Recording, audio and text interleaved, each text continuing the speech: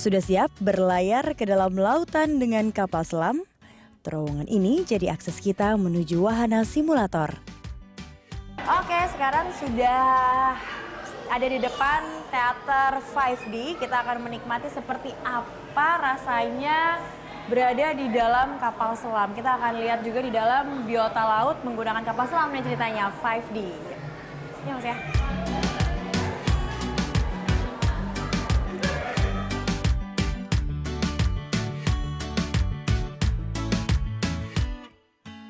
Berdasarkan kedalamannya, wilayah perairan laut terdiri dari 4 zona. Ada zona litoral yang jadi wilayah antara garis pasang dan surut air laut. Lanjut ke zona neritik di kedalaman laut 200 meter.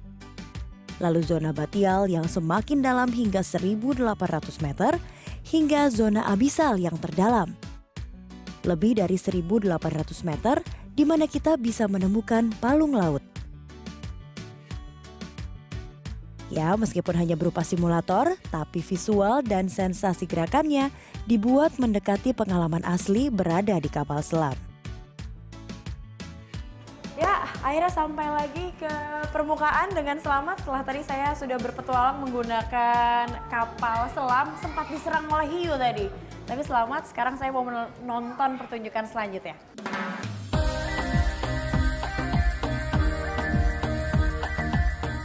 Indonesia negara kepulauan yang sangat luas dan banyak menyimpan kekayaan alam. Dengan luas laut hampir 70% dari total keseluruhan luas daratannya, 14% dari terumbu karang dunia ada di Indonesia. Diperkirakan lebih dari 3.000 jenis ikan dan 500 jenis karang hidup di dalamnya. Tak hanya melakukan usaha konservasi, pesona kekayaan laut Indonesia yang harus kita jaga ini juga divisualisasikan dalam bentuk pertunjukan teater bertajuk Pearl of the South Sea. Berbicara soal pertunjukan di dalam air, tak lengkap rasanya tanpa kehadiran legenda Putri Duyung. Ini dia pertunjukan yang ditunggu-tunggu.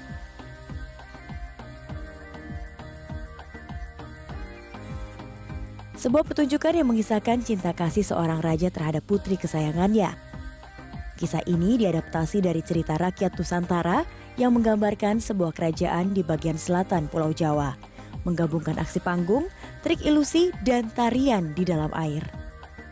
Nah, tarian di dalam air inilah yang paling mengundang takjub dan membuat saya penasaran untuk berbincang dengan si Putri Duyung. Terbayang ya bagaimana sulitnya mengatur nafas, fokus pada koreografi, tapi juga harus tetap waspada dengan pergerakan ikan yang ada di dalam akuarium raksasa. Sekarang saya sudah di samping Putri Duyung.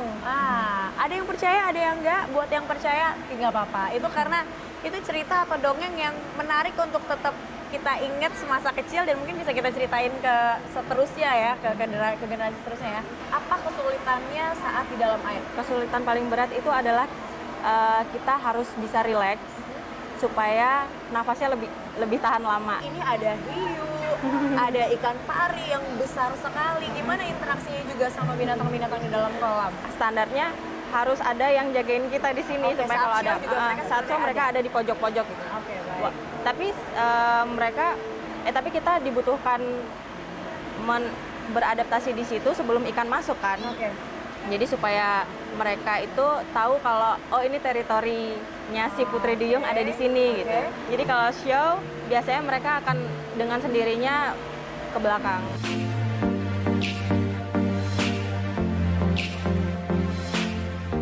Wisata edukasi melihat aktivitas konservasi fauna Nusantara yang terbilang lengkap.